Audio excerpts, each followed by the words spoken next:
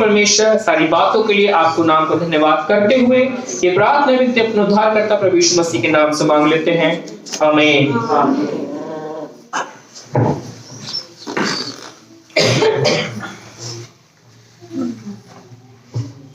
ठीक है, एक बार सब मिलकर के थोड़ा सा जोर से बोलेंगे हालेलुया। हालेलुया का मतलब होता है परमेश्वर की स्तुति हो।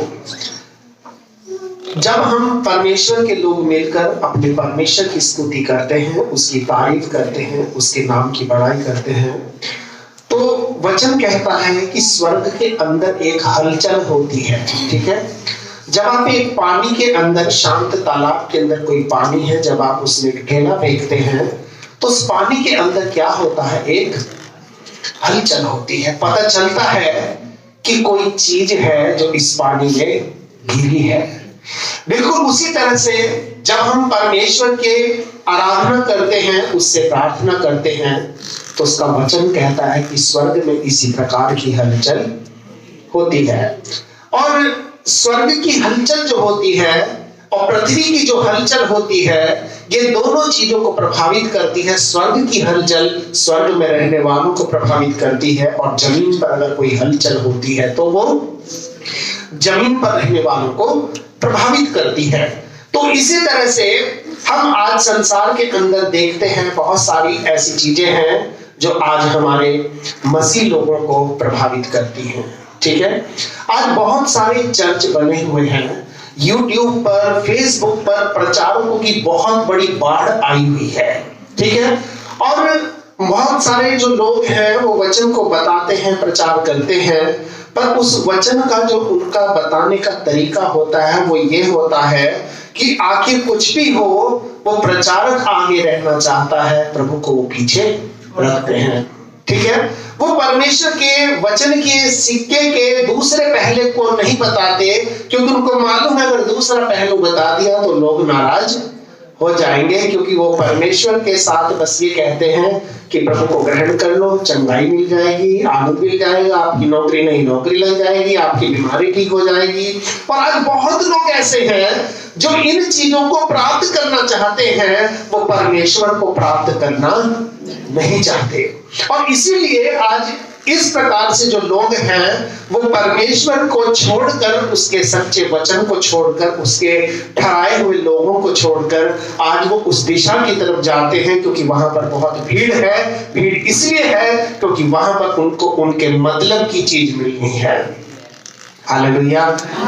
काफी लोग थे जो वहां गए, आते हैं जाते हैं, पर ध्यान रखना परमेश्वर को अगर आपको चंगाई देना होगा वो आपके घर में बैठ करके आपको चंगाई दे देगा। हालेलुया। परमेश्वर को अगर आपको आशीषित करना होगा तो वो आपको जंगल के अंदर भी मन्ना खिलाने वाला परमेश्वर है। हालेलुया। क्योंकि वो परमेश्वर है जो परिवारों को बनाता है। ध्यान रखना, आप अगर इस कलीसिया के साथ जुड़े हो तो इसलिए नहीं जुड़े कि मैंने आपको जोड़ा, पर आप इसलिए जोड़े हो ताकि परमेश्वर ने आपको यहाँ पर जोड़ा है।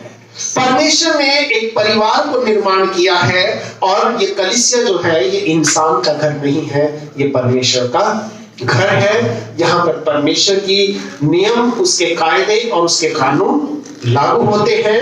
और मैं आपको बताऊं कि अभी एक समय आ रहा है कि इस दुनिया के अंदर एक त्योहार है, आपको जानते हो, होली का त्योहार है। और ये त्योहार ऐसा है, इसको विदेशी भी लेकर के अपने देश में चले गए, क्योंकि उनको इसका उड़दंग मचाना बड़ा पसंद आता है, और वो सोचते हैं कि हम भी ऐसे ही सब काम करेंगे। और ये जब होली का त्योहार आता है तो इसमें आपने देखा होगा अलग अलग स्थानों में कुछ वेदियां बनाई जाती हैं। हर घर के चौराहे पर एक वेदी मिलेगी, हर मोहल्ले में एक वेदी मिलेगी, और वो वेदी जो होगी वो शैतान का गढ़ होगा। जो आज परमेश्वर के वचन से हम लोग कुछ बातों को देखने जा रहे हैं। मैं आपको ये बताना मांगता हूं कि हम सच्चे परमेश्वर के लोग हैं, हमें कुछ बातों से अपने आप को संसार से अलग रखना है। और इसलिए आज ये दो प्रकार की वेदी है, एक वेदी परमेश्वर की है और एक वेदी शैतान की है। और शैतान की वेदी पर बहुत लोग जाएंगे और परमेश्वर की वेदी पर जो है कई बार उसके दास लोग भी अकेले खड़े रह जाते हैं, क्योंकि लोग आज अपने फायदे की सोचते हैं, वो परमेश्वर के फायदे की नहीं सोचते। क्योंकि बाइबल में लिखा है कि सबसे पहले उसके राज्य और उसके धर्म की खोज करो, ये सारी चीजें तुम्हें यूं ही मिल जाएंगी। और ये सारी चीजें हमें यूं ही कैसे मिल जाएंगी, ये चीज हमें थोड़ा सा देखना है। हम पहले राजाओं की पुस्तक को खोलेंगे, उसका 18वां अध्याय निकालेंगे। पहले राजाओं की पुस्तक और उसका 18वां अध्याय।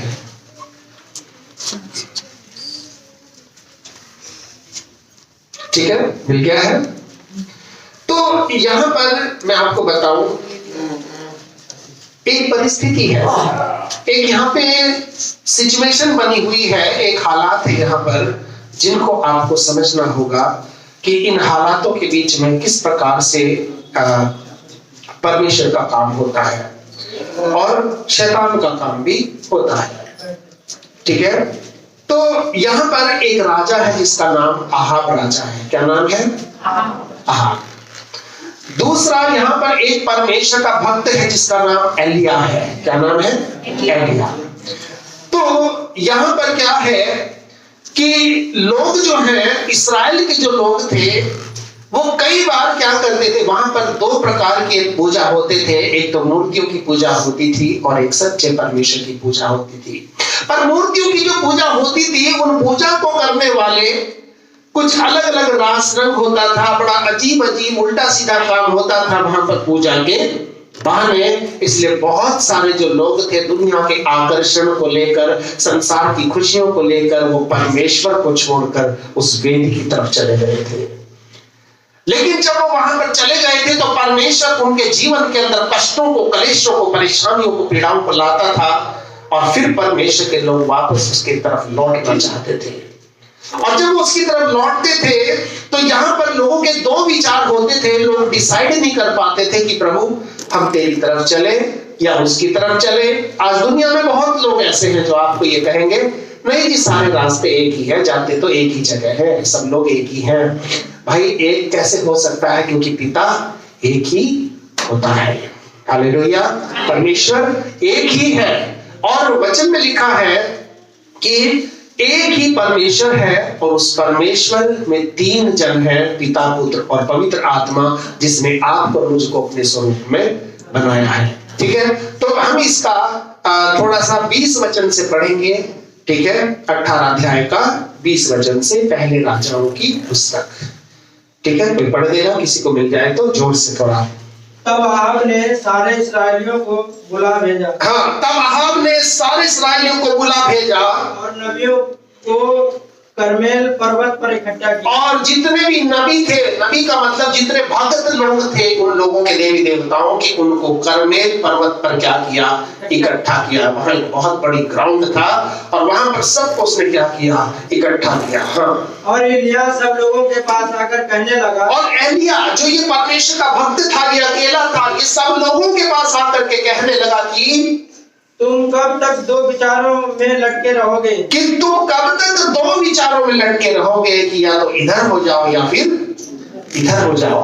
हाँ, आगे। यदि यहोवा परमेश्वर हो तो उसके पीछे हो लो, कि भाई अगर यहोवा परमेश्वर है तो उसके पीछे हो लो, और यदि बाल हो तो उसके पीछे हो लो, और अगर बाल देवता जो है वो परमेश्वर है तो उसके पीछे हो लो। हाँ, आगे। लोगों ने उसके उत्तर में एक ही बात ना कही। हाँ, क्योंकि लोगों को पता नहीं था कि कौन परमेश्वर है। हाँ, फिर तब एलिय्याह ने लोगों से कहा, यहोवा के नबियों में से केवल मैं ही रह गया कि परमेश्वर के भक्तों में से इस समय मैं यहाँ पर अकेला हूँ। आगे। और बाल के नबी 450 मनुष्य, और जो उस बाल देवता के जो भक्त हैं, या उसके जो पास्टर हैं, या उसके जो सेवक हैं, उसके जो दास लोग हैं, वो कितने हैं? 450। अब 450 के पास अगर 50-100 लोग भी होंगे, आप समझ सकते हो वहां पर कितनी भीड़ इकट्ठा होगी। ये 450 लोग किसकी सेवा करते थे? ये शैतान की सेवा करते थे, दुष्ट आत्माओं की सेवा करते थे। ये उस वेदी की सेवा करते थे जिस वेदी की सेवा करने के लिए परमेश्वर ने इस्राएलियों को मना किया था।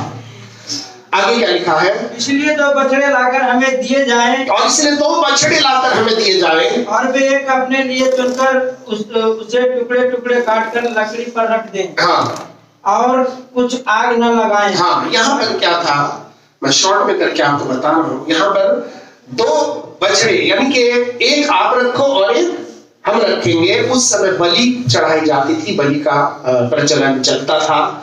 तो उसने कहा कि आप अपनी वेदी के ऊपर उस बछड़े को रखो और हम अपनी वेदी के ऊपर उस बलि के बछड़े को रखेंगे, और कोई भी आग नहीं लगानी है, और जो आग गिरा करके उत्तर देगा वही सच्चा परमेश्वर ठहरेगा। हालेलुया। तो आगे यहाँ पर लिखा है कि 25 वचन से पढ़ेंगे, नहीं सॉरी 24 से पढ़ेंगे।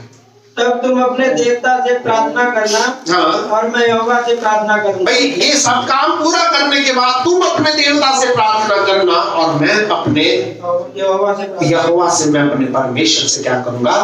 प्रार्थना करूंगा। आगे, और जो आग गिराकर उत्तर दे वही परमेश्वर, और जो आग गिरा करके उत्तर देगा वही सच्चा परमेश्वर ठहरेगा। हाँ, आगे, तब सब लोग बोल उठे अच्छी बात। तब सब लोगों ने कहा ठीक है भाई, बिल्कुल सही बात है, जो भी आग गिरा करके उत्तर देगा वही सच्चा परमेश्वर ठहरेगा। हाँ, आगे, एलिय्याह ने बाल के नबियों से कहा पहले तुम एक बछड़ा चुनकर तैयार कर लो। हाँ, उसने कहा एक काम करो, पहला नंबर तुम्हारा, क्योंकि तुम बहुत सारे हो। हाँ, तब अपने देवता से प्रार्थना करना, हाँ, परंतु आग न लगाना। हाँ, तब उन्होंने उस बछड़े को जो उन्हें दिया गया था लेकर तैयार किया, और भोर से लेकर दोपहर तक कहकर बाल से प्रार्थना करते रहे, हे बाल हमारी सुन, हे बाल हमारी सुन। पर ध्यान रखना, भोर से लेकर दोपहर तक ये प्रार्थना करते रहे कि हे बाल हमारी सुन, हे बाल हमारी सुन, और परंतु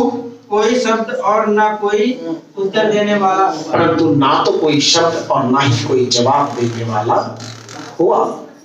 और यहाँ पर एक ये परिस्थिति है, ये एक वेदी है जहां पर ये लोग वो कर रहे हैं। हाँ, थोड़ा आगे, तब वे अपनी बनाई हुई वेदी पर उछलने कूदने लगे, तब वे अपनी बनाई हुई वेदी पर उछलने और कूदने लगे। और ध्यान रखना, अभी होली का समय आ रहा है, बहुत सारे लोगों में आप देखोगे अलग अलग जगहों में, हर गली के चौराहे पर, हर मोहल्ले में एक वेदी बनाई जाएगी, जिस पर बहुत सारे लोग आएंगे। और जो है उस होली का, कितने लोगों से पूछो होली का मतलब क्या, उन्हें पता नहीं है। बस उनको ये पता है रंग खेलना, उस दिन कितनी सारी गुंडागर्दी होती है, उल्टे सीधे काम होते हैं, कितने लोग बाइक एक्सीडेंट होकर के उस दिन मरते हैं, कितनी कारें टकराई जाती हैं, बहुत कुछ उस दिन होता है। क्यों?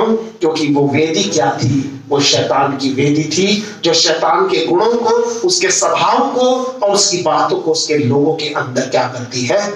लाती है। हाँ, आगे क्या लिखा है? दोपहर को एलिय्याह ने यह कहकर उनका ठट्ठा किया, हाँ, ऊंचे शब्द से पुकारो, हाँ, वह तो देवता है, वह तो ध्यान लगाए होगा, हाँ, यही कहीं गया होगा, यह यात्रा में होगा, हाँ, या हो सकता है कि सोता हो, हाँ, और उससे जगाना चाहिए। हाँ, उसने कभी एक काम करो, जगाना चाहिए, थोड़ा जगाना चाहिए, मतलब तुम्हारी कोशिश पूरी होनी चाहिए, तुम अपनी पूरी ताकत लगा दो, तुम अपनी पूरी कोशिश कर दो, पर कैसे भी करके ये आग जो लगनी है, ये आग ऊपर से गिर करके लगनी चाहिए। ठीक है, हम भी जब छोटे छोटे से थे, होली में आग ही नहीं जलती थी, हम मिट्टी तेल डाल के आग लगा देते थे। ठीक है, क्यों लगा देते थे? क्योंकि कोई आग लगाने वाला नहीं था, पंडित को बुलाते थे, ज्यादा पैसे मांगता था, इतने पैसे बच्चों के पास होते नहीं थे, इसलिए हमें ये नहीं पता था, घी डाल के आग लगाने से, मिट्टी तेल डाला और क्या कर दिया? आग लगा दिया। उसके बाद मतलब कि आज जितनी भी जगह ये त्योहार मनाया जाता है, ध्यान रखना, आज पूरे भारत की इस परंपरा को विदेश वाले लेकर के भी अपने यहाँ चले गए, और जिस प्रकार से एक्सीडेंट या उल्टे सीधे काम यहाँ होते हैं, उसी प्रकार से ये सीधे उल्टे काम विदेशों में भी होने लगे। पर उस वहां की गवर्नमेंट ने जो है इसके ऊपर बैन लगा रखा है कि आप इस तरह का यहाँ पर कोई भी त्योहार नहीं मनाएंगे। हाँ, फिर आगे क्या लिखा है? और उन्होंने बड़े शब्द से पुकार के अपनी रीति के अनुसार, यानी कि हमेशा ये उनका रिवाज था, अपने आप को क्या किया? छुरियों और बर्छियों से अपने अपने को यहाँ तक घायल किया। छुरियों से और बर्छियों से अपने आप को यहाँ तक क्या कर लिया, घायल कर लिया। यानी कि कौन घायल करता है, कौन किसको मारना चाहता है। बाइबल में लिखा है चोर चोरी करने, घात करने और नाश करने आता है, परंतु यीशु ने कहा मैं इसलिए आया हूं ताकि तुम जीवन पाओ और बहुतायत का जीवन पाओ।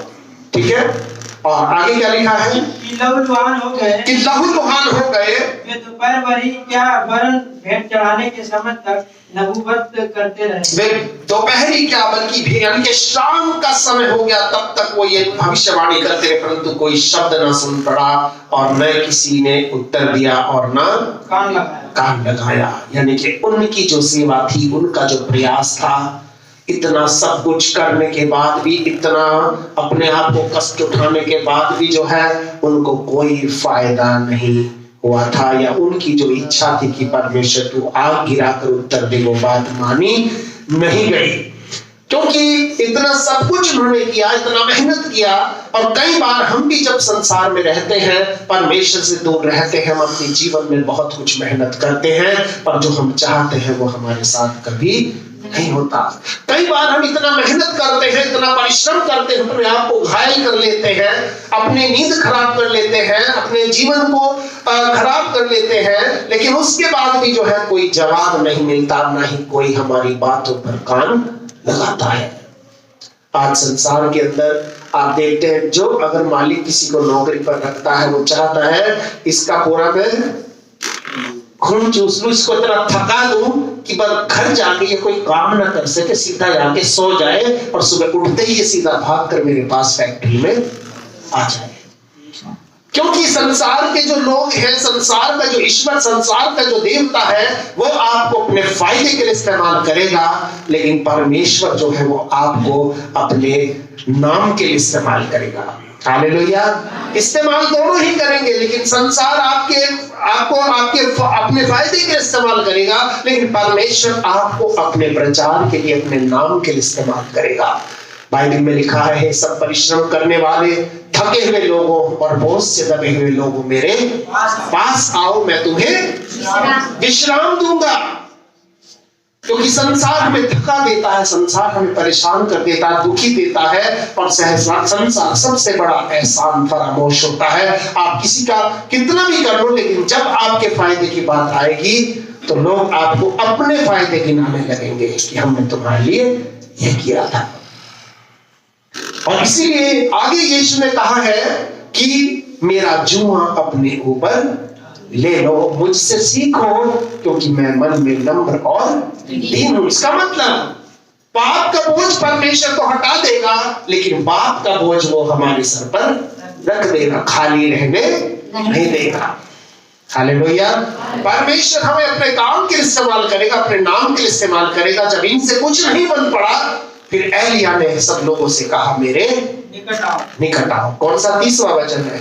ठीक है, हाँ आगे पढ़ेंगे। हाँ, और सब लोग उसके निकट आए, और सब लोग थके हुए, हारे हुए, लहूलुहान लोग उसके पास आए। आगे क्या लिखा है? उसने यहोवा की वेदी को जो गिराई गई, तब उसने यहोवा की वेदी को जो गिराई गई थी मरम्मत की। यानी कि लोग इतने ज्यादा थे वहां पर, उस बेचारे की वेदी को भी थोड़ा लगड़ी वगड़ी इधर उधर हो गई थी, उसको थोड़ा सा ठीक ठाक कर दिया। हाँ आगे।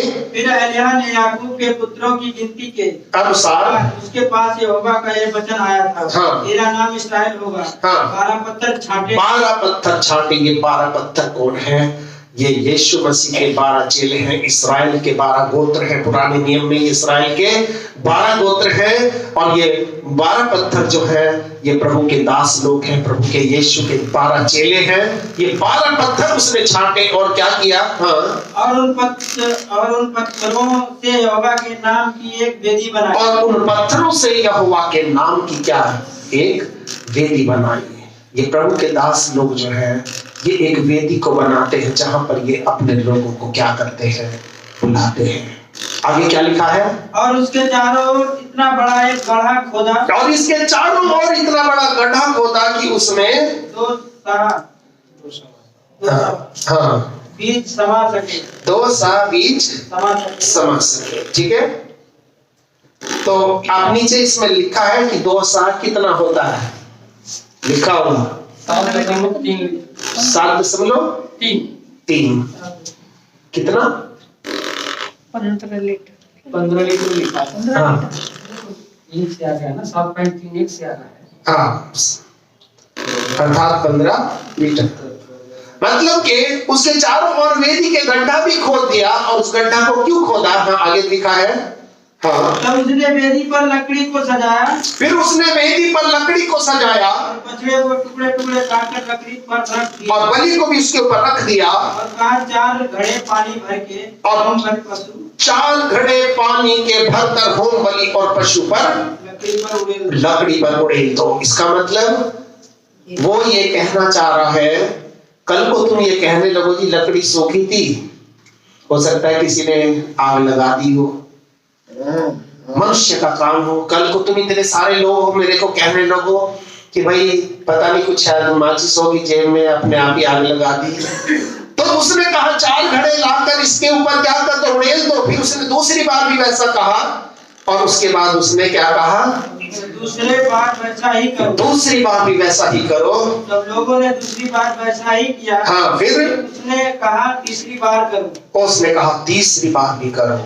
और तब लोगों ने 3 बार जो है इसको, इस वेदी को जो है परेशानी में डाला गया। मतलब संसार की ओर से दिखने से इसमें लग रहा था इसको छोड़ने वाला नहीं है। भाई इतने बार इतने घड़े डाल दिए, फिर पानी का डाल दिया। आप ही के घर में अगर आप चूल्हा जलाते हो और कोई लाके एक बाल्टी उस पे पानी डाल दे, तो क्या आप उम्मीद करो कि ये लकड़ियां जल जाएंगी? आगे क्या लिखा है, और जल वेदी के चारों ओर बह गया, और पानी इतना ज्यादा था उस वेदी के चारों तरफ लबालब क्या हो गया, पानी बह गया। आगे गड्ढे को भी उसने जल से भर और उस गड्ढे को भी जो है उसने जल से क्या कर दिया, भर दिया। आगे फिर भेंट चढ़ाने के समय एलिय्याह नबी समीप जाकर कहने लगा, और तब भेंट चढ़ाने के समय, यानी कि जब उस परमेश्वर की आराधना का समय था, उसकी स्तुति तारीफ करने का समय था, एलिय्याह जो है वहां पर जाकर के कहने लगा, हे अब्राहम इसहाक और इस्राएल के परमेश्वर, हाँ, यहोवा आज ये प्रकट कर कि इस्राएल में तू ही परमेश्वर, और आज ये इन लोगों को दिखा दे इस्राएल के अंदर, अर्थात विश्वासी लोगों के अंदर सिर्फ तू ही है और तू ही परमेश्वर है। हाँ, और मैं तेरा दास हूँ, और मैं सिर्फ तेरा दास हूँ। आगे मैंने ये सब काम तुझसे वचन पाकर किए, और ये जितने भी काम मैंने किए हैं ये सब मैंने तुझसे वचन पाकर किए हैं। आगे हे यहोवा मेरी सुन कि लोग जाने, हाँ, कि हे यहोवा मेरी सुन कि लोग जाने। हाँ, हे यहोवा तू ही परमेश्वर है, कि यहोवा तू ही परमेश्वर है, कि तू ही परमेश्वर है। हाँ आगे, और तू ही उनका मन लौटा लेता है, और तू ही है जो उनका मन लौटा लेता है। उसने क्या किया, एक प्रार्थना करी। क्या किया, प्रार्थना करी। उसने बर्छी छुरे का इस्तेमाल नहीं करा, उसने ज्यादा उछल कूद नहीं किया। आज लोग सोचते हैं जो जितना उछल कूद करता है, जितना चिल्लाता है, शायद परमेश्वर उसकी उतनी सुनता है, लेकिन ये गलत है। परमेश्वर 2 शब्दों की प्रार्थना को आपकी सुनता है, लेकिन वो अंदर से निकलनी चाहिए। हालेलुया, वो प्रार्थना अंदर से होनी चाहिए, वो जबान से नहीं होनी चाहिए। आगे क्या लिखा है, तब यहोवा की आग आकाश से प्रकट, वचन में लिखा तब यहोवा की आग आकाश से प्रकट हुई, और होम बलि को लकड़ी और पत्थरों और धूल समेत जलाकर भस्म कर दिया, और गड्ढे का जल भी, और उस गड्ढे का जो जल था वो भी सुखा दिया। तब यह देख सब लोग मुंह के बल गिरकर बोल उठे, ये देख सब लोग मुंह के बल गिर उठे, यहोवा ही परमेश्वर है, और बोल उठे यहोवा ही परमेश्वर है, यहोवा ही परमेश्वर है। हालेलुया, परमेश्वर वास्तव में परमेश्वर है। ध्यान रखना, परमेश्वर की वेदी के पास भले आप अकेले खड़े हो, ध्यान रखना, परमेश्वर अपनी आग को वहीं पर गिराएगा, और दुनिया की वेदी के पास अगर आप हजारों की भीड़ में भी खड़े हो तो वहां पर भी आप लहूलुहान हो जाओगे, आपके जीवन को शांति नहीं मिलेगी। क्योंकि परमेश्वर के वचन के अंदर हम इस बात को पढ़ते हैं कि जब परमेश्वर के लोग, परमेश्वर के दास मिलकर प्रार्थना करते हैं तो परमेश्वर अपनी आशीष को उनके द्वारा लोगों तक पहुंचाता है और चिन्ह और चमत्कार को करता है, ताकि लोग ये कह सकते हैं कि यहोवा ही परमेश्वर है, यहोवा ही परमेश्वर है। आज हम सब लोग यहाँ पर क्यों इकट्ठा हुए हैं? ताकि हम अपने जीवन को परमेश्वर के हाथों में समर्पित करें, हम अपने परिवार को परमेश्वर के हाथों में समर्पित करें, ताकि वो आग जो संसार में से हमारे जीवन को बदल नहीं सकी, वो आग परमेश्वर की उसकी वेदी पर जब उतरती है हमारे जीवन को बदलती है, हमारे काम धंधों को अच्छा करती है, हमारे जीवन में हमारी जरूरतों को पूरा करती है और परमेश्वर अपने लोगों को हमारे जीवन में भेजता, क्योंकि उसका वचन कहता है कि वो अपने दासों को या अपने सेवकों को धधकती हुई आग और अपने सेवकों को जो है वो क्या बनाता है? पवन बनाता है। हालेलुया। इब्रानियों का 1 का 7 कोई पढ़ देंगे, इसको मिल जाए। इब्रानियों का 1 का 7।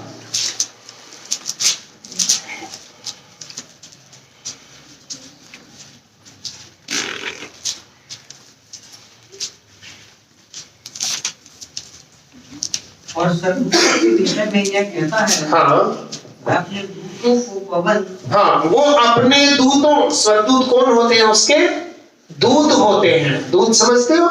जो उसके संदेश को लेकर इधर उधर जाते हैं। जैसे मरियम के पास एक स्वर्गदूत आया था परमेश्वर के संदेश को लेकर, वो अपने दूतों को पवन यानी कि हवा और अपने सेवकों को धधकती आग बनाता है। और वो अपने सेवकों को धधकती हुई आग बनाता है। हालेलुया। परमेश्वर वास्तव में हमारे जीवन और हमारे परिवार को, एक जगह और भजन संहिता में यही सेम बात लिखी है कि वो अपने सेवकों को जो है धधकती हुई आग क्या करता है?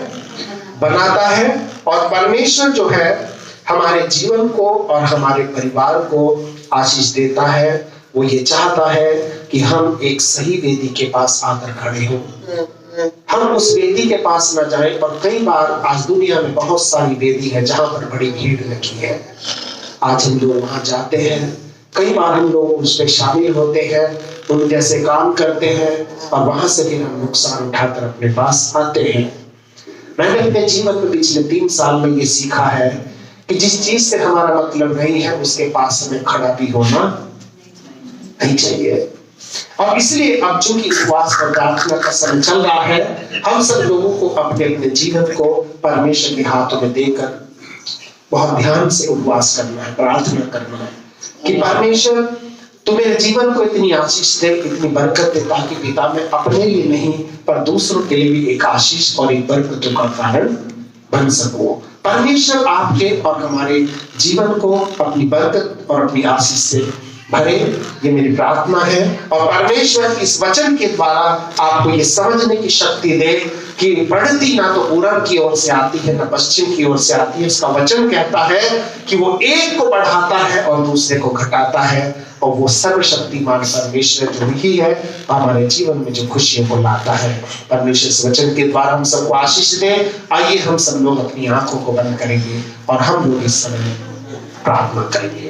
हमारे सामर्थी और पवित्र परमेश्वर, तो जो प्रभु का प्रभु है, तो जो राजाओं का राजा है, तूने हमें संसार की भीड़ से चुना है प्रभु और अपने करीब बुलाया है ताकि हम तेरी आशीषों में सहभागी हो सके और अपने जीवन को तेरे हाथों में समर्पित करके अपने आप को तेरी बरकतों से, तेरी आशीषों से भर सके। प्रभु हम धन्यवाद करते हैं तेरे प्रेम के लिए, तेरी उपस्थिति के लिए, तेरी शांति और तेरे आनंद के लिए। प्रभु जी पिता, हर एक भाई बहन बच्चा बुजुर्ग जो भी आज यहाँ तेरी वेदी के पास बैठा है प्रभु, इनमें से हर एक जन के ऊपर तेरी आग प्रभु जी उतरे।